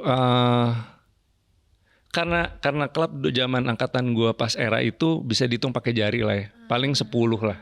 Tapi yang ngetop banget cuma 4 kayak gitu. Jadi kalau sekarang kan lo Iya, Senopati aja udah banyak banget gitu. Dan menariknya dengan bangga gue kasih tahu kalau zaman dulu itu klub mainstream itu masing-masing punya genre yang beda-beda. Oh, Kalau sekarang kayak lu dari bar Iya, ke bar sama. sama lagunya gitu. Jadi apa yang lu cari sebenarnya gitu. Itu sempat menjadi perpecahan dan perdebatan yang sengit sekali di antara DJ tuh. Ketika mash up masuk tuh, era mash up tuh, bahwa kayak lagunya tuh diputer di mana-mana gitu. Kalau zaman dulu tuh bener-bener bahkan ada di DJ booth-nya tuh ada tulisan. Nggak bisa, bahasanya apa ya kalimat, pokoknya you cannot play a song yang already yang udah dimainin gitu. Nggak boleh gitu. Dan bahkan kalau misalnya gua nge-DJ tuh, walaupun vinilnya itu bukan produce gua atau apa, cuman kalau ini ternyata udah jadi trademarknya DJ 1, terus gue puter, terus lo nggak bisa mainin itu? itu ngomongnya sih bahasanya tuh kalau di ini nih tuh kayak apa namanya, forbidden banget. Oh tuh diomonginnya bisa sebulan tuh. Misalnya gue selalu mainin lagu ini. Iya. Sebenarnya bukan lagu gue, cuman gue yang pertama kali dapetin vinyl itu dan gue mainin dan pecah. Dan setiap gue mainin pecah. Jadi kayak kalau nunggu Winky pasti gue nunggu itu. Nah ketika kan, tapi ini kan bisa dibeli kan? Iya. Iya. Orang lain bisa dapet. Misalnya orang beli nih, masang lagu yang sama gitu. Bahkan di event yang nggak ada guanya, oh tuh dicaci maki langsung. Astaga. Oke. Gak punya jati diri dia. Apaan nih mesti main lagu sendiri dong, woi, genre sendiri gitu-gitu. Kalau zaman dulu, jadi kalau misalnya lu mainin yang lain itu benar-benar kayak, kalau lu mainin yang sama dengan yang udah dimainin sama orang lain, segitu lu sukanya musiknya nggak bisa lu putar. Karena itu udah punya ciri khas DJ Ciri khas itu. DJ itu. Jadi makanya zaman dulu kalau kita mau dan ke setiap tempat pun itu ada rulesnya. This club only plays R&B and hip hop. Titik. Nggak bisa masuk ke pop song, nggak bisa masuk ke house music, nggak bisa. Ada juga yang kayak Wonder Bar. Di sini cuman muterin techno sama trance, start dari BPM 131, stop di 140. Itu kalau lu lari dari situ, itu ada kewajiban presiden DJ atau enggak music director klub itu untuk nurunin lu. Dude, sorry, lu lihat kan ground rules-nya kayak gini, music rules-nya kayak gini. Nggak bisa main di sini. Sorry banget. Even though kita udah bayar DJ itu. Iya. Gue pernah DJ Zouk Singapura. Gue resident embassy waktu itu, saya resident. Dia datang, jadi kita waktu itu ada acara MTV. Dia bawa, jadi mixtape waktu itu kan kita dengerin mixtape-nya dulu. Dia pure main house gitu. And then embassy itu pure soulful enggak soulful, sorry. Lebih ke house, tribal house, terus juga mentok di progressive house. Titik. BPM 125, mentok di 130. Udah, nggak boleh kurang, nggak boleh lebih. Gitu. Jadi ada yang selalu jagain tuh, ngeliatin kayak gitu. Karena crowd-nya harus dididik kayak gitu. Nah gitu. Ini tiba-tiba mulainya main R&B. Pas udah nyampe, sementara dia DJ tamu yang dibayar juga bukan sama klub kita, dibayar sama si MTV itu kan. Terus Gue kayak, udah mana R&B lagi. Kan gue nggak enak kan, dan tempat kita udah dibayar gitu sama MTV. Seharusnya kan, iya, kecuali beda ya, kecuali dia nutup satu hari, ya nggak apa-apa. Kalau ini dia buka untuk umum juga. Gue bilang, aduh ini giliran gue lagi yang jaga ya kan. Gue bilang, udah gue sosok goblok aja deh, sosok nggak tahu aja gitu. Maksudnya nggak harus negor lah, karena DJ Singapura. Ikan nggak enaknya dari udah jauh-jauh dari datang lo bener. Tak MD embassy. Winky, what's going on, dia bilang gitu. I know you gonna say that. Gue tau lu. Aing nyawa mana rek ngomong gitu. Gak bisa. Dia bilang gitu. Dan lu harus Gue nyampein kayak, itu dong. anjir gimana ya gitu. Di sampingnya ada Nicholas Saputra waktu itu. Kan dia waktu itu juga ada pokoknya acara MTV banyak lah yang datang gitu. Gue sempet mikir kayak Nicholas sempet ngobrol sama DJ-nya. Oh jangan teman-teman gue mau minta bilang si Nico aja suruh ngomong. Cuman kan nggak ngomongin, bukan tugas dia kan. Terus akhirnya pas Nicholas turun gitu gue bilang kayak ya udah deh. Akhirnya gue lupa namanya siapa. Pokoknya anggaplah misalnya Tiara gitu ya. Tiara hey gitu. Hey man. Gue bilang good tunes, sosok asik gitu. But sorry, I know this is your, gimana ya gue ngomong, anjir gue, bukannya gue nggak bisa ngomong bahasa Inggris, cuman gue cara ngomongnya tuh gimana supaya dia nggak baper gitu ya. Gue cuman akhirnya, gue nunjuk gitu, ada tulisannya emang, untungnya ada tulisan, this club only plays, bla bla bla bla bla, nggak boleh main ini. Terus dia kayak ngeliat gitu, ya tapi nanti akan gue naikin ke house gitu. Berarti dia nggak mau diganggu, nggak mau diganti tuh. Ya just chill dude gitu. Wait a little minutes, dia bilang. Give me like 20 minutes, gue akan naikin ke house music gitu. Terus gue bilang kayak, yeah but like, you know, last week you sent us your mixtapes is, you know, house music, gue bilang gitu. And the crowd is get used to house music in here, gue bilang kayak gitu. Kayak kesel gitu ya kayak. Gue kan guest DJ, kok lu kayak nggak respectable sama gue gitu. Liar kata gue bahasa Sunda. Ngomong lah gue masih ininya, ini nggak bisa men, gue bilang kayak gitu. Gue nggak enak, gue udah ngomong kayak gini. Dia langsung langsung ke depan, dia lagi main diginin, ngomong gitu, set. Terus dia mengambil orang MTV-nya, MTV Asianya tuh. Debat dikit, ya dia rada malah sih, kelihatan dia marah. Tapi gue pas dia lagi marah, gue sempat colek si MD-nya, gue bilang kenapa nggak kasih di balcony aja? Karena balcony rules-nya lagunya bisa kayak gini. Tapi di balcony lagi ada acara juga, pusing gak lo? Jadi gue harus ngegeser orang yang main di sana kan. Ya udah lu bilang sama yang di balcony gitu, nih DJ dari Singapura mau main di sana. Gue bilang seru tuh kayak gitu-gitu ya. Terus gue naik ke atas gitu. Jo, Jo, gimana kalau misalnya gue minta 1 jam aja dari waktu ya dari teman-teman lu nih. Berarti ada nggak main ya kalau gue minta 1 jam? Emang kenapa, Wing? Karena di bawah ada masalah gini. Tapi kan ini hari kita nih. Mulai lagi kan. Sini problem, sono problem, gue bilang.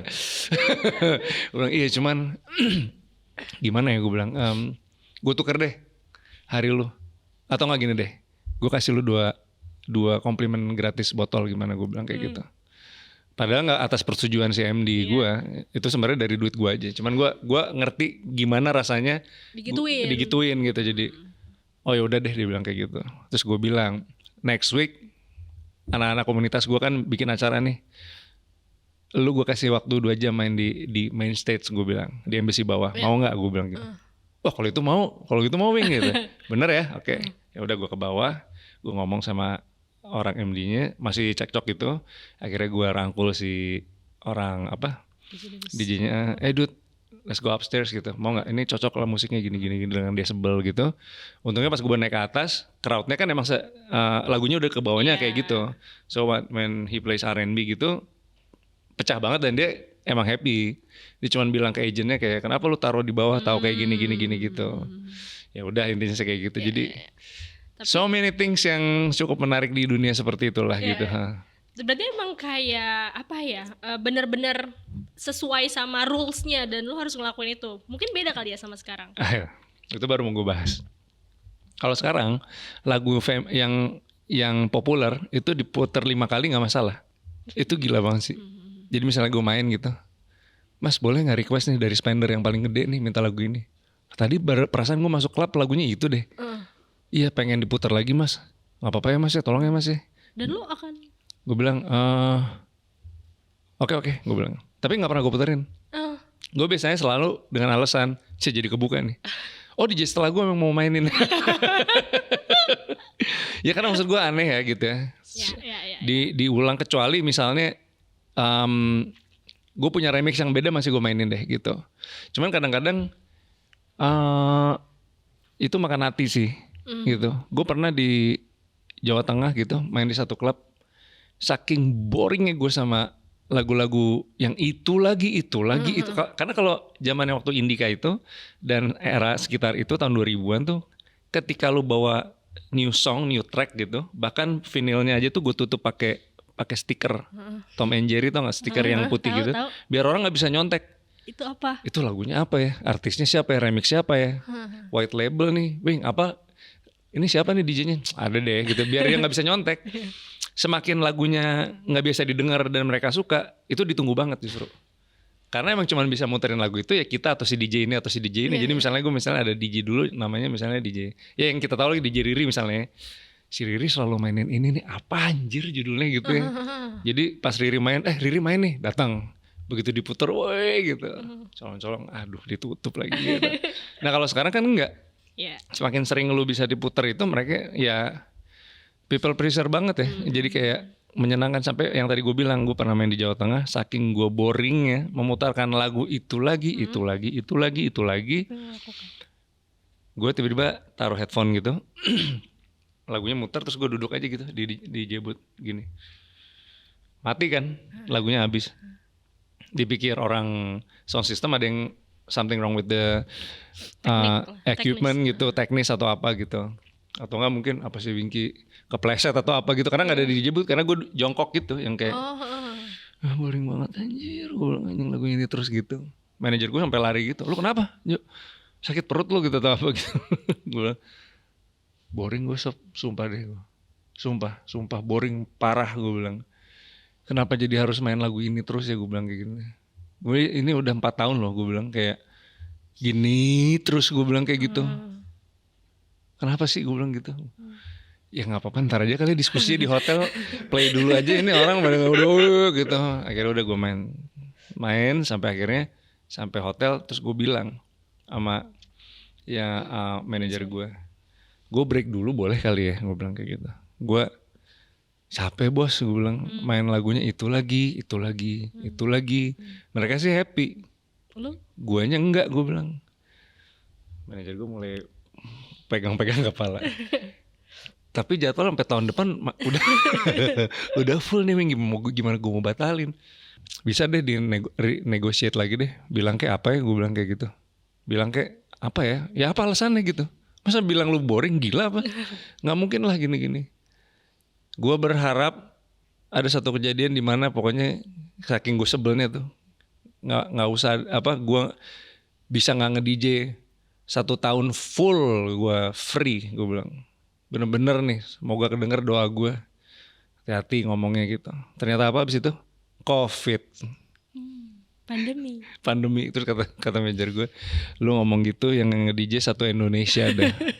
Yang gak nge-DJ bukan lu doang, 1 Indonesia. Gue langsung kayak anjir bahaya juga. Nah tapi begitu pas pandemi itu, baru di situ gue menyadari bahwa ternyata kan jadi banyak merenung gitu kan. Merenung ya lah, gak ada yang buka klub sama sekali. Jadi kayak ternyata emang sebenarnya apapun yang dikasih ataupun berbagai macam era yang pernah gue lewatin, yang namanya up and down, rasa sebel, sedih, suka duka atau apapun, sebenarnya lo harusnya nikmatin aja lagi. Tapi juga nggak perlu juga lo harus deny gitu. Kalau misalnya aduh gue nggak suka, gue boring atau apa segala macam, boleh jujur, cuman jangan ngedumel ya. Justru lo harus kayak oke, industrinya kesini, ya kan? Gimana caranya supaya emang gue gak suka sama industrinya, tapi gue tetap harus ada di situ terus gitu. Karena kan gue tidak membawahi cuman gue sendiri ya. Gue kan punya tim ya kan, ada berapa belas orang yang kerja sama gue gitu. Dan mereka punya keluarga. Ya berarti kan gue harus terus nih gitu. Motornya kan gue kan kesana gitu. Nah itu jadi gue kerasa kayak gue gak bisa selfish lagi nih gitu. Jadi kayak emang harus ngikutin aja terus. Dan untungnya gue bilang emang sekarang emang harus kolaborasi tuh penting sih. Sama yang muda, sama yang udah senior banget. Makanya gue pas gue ngeliat kayak gitu, kayak emang udah saatnya seperti itu. Bersamaan dengan festival yang akhirnya muncul juga cross genre. Iya kan? With the Fest juga cross genre lah gitu. Tapi ada juga beberapa yang masih steady di di jalurnya ya. Maksudnya ada juga yang emang rock banget gitu, ada masih di beberapa daerah juga. Cuman kalau yang kita kenal yang gede-gede, semuanya kan udah super cross genre, dari Synchronize lah, Pestapora, Sounds Project, apapun tuh semua jadi gabung gitu. Dan di situ gue bilang kayak, oke ini menarik gitu. Karena jadi kayaknya semuanya jadi bisa masuk kemana-mana gitu. Ya gitulah. Jadi ya waktu bergulir lah ya. Dan lo beradaptasi juga dengan industri. Iya. Tapi gue pengen nanya ini. Ngomongin soal industri, salah satu soal per-DJ-an adalah DJ yang seksi. Menurut lo, pendapat lo tentang DJ yang mengandalkan itu apa? Mengandalkan itu. Itu. Dulu nih. Gue mencari kalimat yang netral. Itu kayaknya fenomena itu ada bukan cuma di Indonesia aja sih sebenarnya. Ada di seluruh dunia gitu. Dan terbukti sebenarnya ya, kita balik lagi ke negara kita gitu ya. DJ yang kita gini deh mungkin ya, jangan terlalu spesifik ngomongin DJ, maaf ya kalimatnya tete ya. DJ yang sensasi aja gimana? Oke. Kan banyak nih sekarang orang ujuk-ujuk jadi DJ. Banyak banget. Iya kan? Dia siapa jadi DJ. Dia ngelakuin apa sesuatu jadi DJ. Ada masalah apa gagal apa jadi DJ. Terus ujuk-ujuk apa jadi DJ. DJ itu jadi kayaknya gue ngerasa kayak lama-lama kayak easy money banget ya buat mereka gitu ya. Karena memang mereka itu menjual sensasi aja sih kalau menurut gue gitu. Nggak masalah. Nih dengerin kata-kata gue. Nggak masalah as long emang mereka itu nge-DJ-nya tuh proper dan dia memang merakit semua playlistnya sendiri. Tapi hampir rata-rata 60% yang gue kenal playlist musiknya udah dibikinin. Jadi mana ada DJ yang lebih sering ke crowd kayak gitu-gitu. Ya maksudnya ketimbang main gitu kan. Banyak kan yang kayak gitu. Jadi lebih gimmick gitu loh. DJ dengan gimmick nggak masalah menurut gue gitu. Cuman emang menurut gue lu harus jago. Harus jago nge-DJ-nya beneran gitu. Dan lu harus bisa baca crowd kayak gitu kalau menurut gue gitu. Gue pernah ngisengin masalahnya dulu. Di Jogja. Gue main sama salah satu. Ada ya gue gak sebut nama lah ya. Gue tuh sebel banget karena pas waktu nyampe sore kita ke radio. Gue main sama ini DJ. Perempuan? Iya. Okay. Terus terkenal. Tapi ini DJ perempuan terkenal yang bukan emang dari dunia DJ bener ya gitu. Maksudnya dari yang kayak gitu-gitulah. Orangnya baik banget. So humble, nggak ada masalah dengan attitude-nya segala macam gitu. Tapi kalimat satu itu yang membuat gue kayak langsung lagi diem langsung gitu. Karena pas ditanya, kita nggak usah nanya Mas Wingky deh, kita nanya ke lo gitu. Kenapa lu suka jadi DJ? Sementara kita tahu kalau lu sebelumnya mama gitu. Ya ampun, iyalah Nek, dia bilang kayak gitu. DJ kan gampang banget, cuman nge-DJ 1 jam aja, fee gue dapat segini gitu. Itu red flag mentok, gue langsung kayak, aduh nih. Please jangan penyiar jangan nanya ke gue menurut Mas Wingky pendapat dia gimana gitu gue. Karena kadang gue susah nggak jujur gitu gue. Untung nggak ditanya untung. Gue tapi langsung kayak kok gitu sih gitu. Nggak maksudnya gue langsung ngerasa bahwa yang tadi jawabannya itu. Iya gitu. 1 jam nge-DJ gue fee-nya segini segala macam. Itu maksud gue kayak gila, gue langsung kasih nama diri gue sendiri gitu. Yang dari zaman dulu gue 3.000 perak gitu ya kan, yang wah perjalanannya berapa tahun dulu prosesnya kayak gini. Tiba-tiba ada orang yang ngomong segampang itu gitu. Jadi dalam hati gue kayak lu gak respect sama DJ yang beneran. Lu gak respect sama DJ yang cuman dibayar 3 juta main tiap hari di klub, ada loh. Bayangin gak, dari jam 10 sampai jam 3 pagi lu harus gitu terus. Bayarnya misalnya 3 juta atau gak 5 juta. Capek loh. Harus ditawarin tamu harus minum lah, kasih request nggak mau mainin dicaci maki lah, asap rokok tiap hari lah, capek kali. Terus gitu lo ngomong, gampang banget kok ngejek gini. Akhirnya karena gue kesel, gue jahilin malamnya. Main nih. Jadi pas gue udah lagu terakhir gue gue sengaja gue set di komputer tuh jadi di BPM-nya 128. Sengaja tuh gue bikin lagunya 7 menit. Padahal menit ke 2 menitan lah, 3 menit itu sebenarnya kosong. Dia cuman bunyi tit kayak white noise gitu.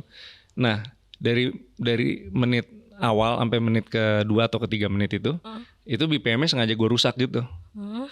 Jadi 128, tiba-tiba 128,2, gue turunin 127,7 gitu. Jadi kan gitu kan. Jadi waktu itu belum ada tombol sync waktu itu. Jadi ya mau nggak mau kalau kita DJ biasa tahu ada problem gitu, kalau pakai plat kan itu selalu kayak gitu kan. Kadang-kadang kan plat itu kan dalamnya kapasnya ataupun rantainya kan suka ya maksudnya suka ada yang nggak stabil. Nah kalau itu trouble tuh lu harus nyari banget tuh dengerin pakai kuping gitu kan, nggak ada kalau di turntable tuh kan nggak ada angkanya. Kalau di si DJ ada. Nah ini walaupun ada tapi gue mainin. Jadi pas udah mau pindah nih, Mas Miki berapa lagu lagi, gue ngeliat dia ada satu lagu lagi gitu. Oke mas, dia masuk tes gitu. Terus dia ngeliat 1 menit pertama masih 128 kan. Dia cuma ngeliat 128 langsung nyari 128 gitu kan. Terus gitu. Gue bilang oke, dah gue ke belakang.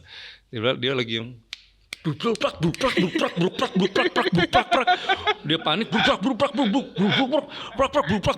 ya kan, udah nabrak gitu. Tapi sebenarnya kalau dia DJ beneran bisa gampang banget ngejarnya. Tinggal serak lihat gitu, ya main ini aja, maksudnya main jog wheel aja langsung di. Iya panik sih, gue juga maksudnya kalau jadi dia panik, tapi maksudnya gue sangat kalau DJ lu bisa pasti ngejarnya. Karena gue kasih waktu 2 menit lagi untuk memperbaiki itu. Itu mau udah bruk, tiba-tiba dipikir masih panjang kan, masih ada sisanya 5 menit lagi. Karena wave-nya gue gedein gitu si white noise itu. Tiba-tiba bruk, 8 menit aja. Dia langsung panik gitu, langsung kayak minta tolong ke semua orang itu satu klub yang gitu, ngerti gak? Terus gue kayak yang gue cuma ngeliat, wah kenapa nih wah rusak ya. Aduh sorry, data musik gue korap. Terus kata manajer gue, ini pasti kerja lu tahu, lu iseng banget. Lagian ngomong gitu sob di radio parah banget, gue bilang. Nggak apa rasanya, gue bilang kalau jadi resident DJ yang gajinya cuma segitu, terus dengerin dia bilang. Dan di resident DJ juga tahu bahwa ini semuanya udah kayak produk yang dijadiin untuk cuman gitu-gitu doang.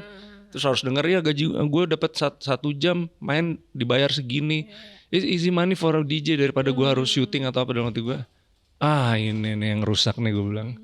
Gue kerjain ntar malam, gue bilang. Akhirnya mampus. Iya itu. Oke. Tapi kayaknya emang lo ini ya selalu mempunyai cara untuk melakukan hal-hal kayak apa ya itu namanya, membalas sesuatu gitu kan. Ya enggak, biar dia tahu aja bahwa sebenarnya buat gue tuh biar dia ada pengalaman gitu. Dan akhirnya besoknya kan pulang satu pesawat sama gue. Itu gue kasih tahu. Oh, terus dia ngomong apa? Dia kaget dong. Kaget. Dia kayak, kamu mau tahu yang sebenarnya nggak? Gue bilang kayak gitu. Sebenarnya there's nothing wrong with your techniques atau apapun itu. Gue yang ngerjain lo, gue bilang. Terus dia diam gitu. Kenapa gitu kak? Dia bilang kayak gitu. Karena the way you say it about DJ, di profesi DJ yang lu bilang bahwa lu DJ-nya segini, dan for me lu kayak menggampangkan profesi DJ gitu. Ini DJ semua cari makan, gue bilang. Lu tahu di kota ini residen tertingginya di klub yang tadi malam kita main, lu tahu fee-nya berapa nggak? Sebulan, gue bilang. Yang tadi gue bilang antara 3 sampai 5 juta every single freaking day. Dia harus mainin untuk nyenengin orang terus. Sementara kalau lu kan datang langsung madem semua orang, gitu, karena lu tahu ya lu you know lah lu siapa, gue bilang kayak gitu. Sementara yang kayak gini-gini sakit hati nggak sih kalau mereka, atau nggak lu posisi di mereka, atau mungkin lu nggak pernah akan tahu rasanya karena lu nggak pernah di sana, gue bilang. Dia diam, nangis. Gue jadi nggak enak. Gue bilang, dia nangis, terus gue bilang, gue bukan mau kasar, gue cuma mau ngasih tahu aja bahwa please do not say that lagi tentang profesi DJ atau anything apapun itu. Jangan pernah ngomongin profesi lo dengan duit. Gue bilang gitu. Passion, have fun boleh. Cuman kalau misalnya lu ditanya dan lu juga nggak ditanya juga kan sama si penyiarnya, ujuk-ujuk lu ngomong gitu. Kecuali lu datang ya misalnya ada penyiar yang nanya atau apa segala macam, berapa sih nge-DJ-nya gitu-gitu. Berarti lu tahu kualitas si penyiarnya ataupun kualitas misalnya zaman sekarang podcastnya yang wawancara levelnya di mana. Kalau gue sih nggak mau kebawa arus itu ya. Dengan lu kayak gitu kan lu menikmati. Iya. Gue nggak tahu ada yang dengar apa enggak. Cuman gue sebagai orang yang mungkin udah lebih lama nge-DJ dari lu, is not appropriate banget sih, unappropriate sekali gue bilang kayak gitu. So tadi malam tuh gue kasih tahu, gue jelasin gini. Dan harusnya gue kasih tahu solusinya. Lu tuh bisa ngejar dengan cara kayak gini. Nih kayak gini gue kasih tahu. Kayak gini. Lu tinggal cari aja jog wheelnya. Pindahin aja dari si DJ ke ini. Pokoknya gue kasih tahu vinilnya ini kayak gini. Emang ada yang ngajarin sama lu? Nggak ada kak, aku nggak ada yang ngajarin, dia bilang gitu. Aku baru tahu pas Kak Wiki jahilin aku gini.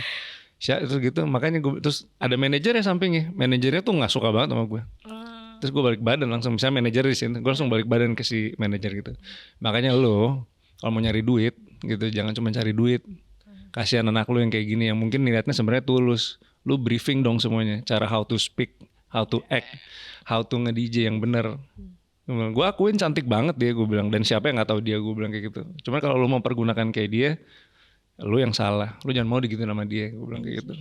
Oh dia kesel banget sama gue. Dia kayak ngeliat gue kayak, ya itu kan how we do business gitu. Ya how you do business, tapi itu how lu ngerusak environment dari profesi DJ yang beneran, gue bilang. Ya udah ya, gue bilang, gue mau tidur di pesawat. Ya gitu. Iya. Oke. Tapi itu sangat menurut gue pembalasan yang kayak Iya. Dan sekarang dia mainnya bagus banget. Dan sekarang dia mainnya bagus. Berarti bisa dibilang karena lo juga. Nggak tahu. Cuman Ya, abis itu gue jadi pernah karena gue ngerasa tetap gue merasa bahwa tetap ya, maksudnya kan ngerjain orang yang kayak gitu kan sebenarnya tidak baik lah. Jadi gue pernah datang 3 kali pas dia main, gue ngeliat 3-3-nya dia bagus, bahkan jago. Dan gue sempat nyamperin dia kayak, aku nonton tuh set kamu dari awal, keren banget. Lu makasih ya Kak Winky gini gitu. Terus malah gue nanya, tadi transisinya bagus banget tuh. Lo pakai apa? Aku sekarang udah belajar efek dong gitu. Dia bilang kayak gitu. Abis itu terus dia nikah udah nggak nge-DJ lagi gitu. Tapi tapi intinya at least gue ngeliat bahwa dia nyadar. Dan abis itu dia nggak sama si manajer itu. Gitu. Good job. Dia bilang bahwa manajer aku ngomongin Mas Winky parah banget tuh teh. Abis itu, wah si Winky nih ya sombong lah apa gini. Gue bilang kok sombong sih, gue bilang justru gue ngasih tahu yang bener kok. Tapi gue emang salah, gue ngerjain lo. Cuman gue rasa harus ada sesuatu yang dibenerin dari lo. Karena kalau nggak gue gituin, kayaknya mungkin lo nggak akan nyadar juga. So sekali lagi, I'm so sorry for doing that ya gitu. It's okay kok kak, it's okay. Untung orangnya juga. Nah jadi balik lagi ke pertanyaan tadi, sensasional yang seperti itu. Gue nggak pernah mau menyalahkan si artisnya. Karena ada orang-orang di belakang itu yang. Gue rasa memang ada oknum-oknum tertentu yang menyuruh untuk udahlah lu gini aja gitu. Iya mungkin ya gitu, mungkin karena gue ketemu beberapa dari mereka nggak kayak gitu. Bukannya gue ngebelain mereka ya gitu, aslinya nggak kayak gitu. Jadi kayak gue nggak pernah ngikut movement yang dimana ngebenci mereka gitu.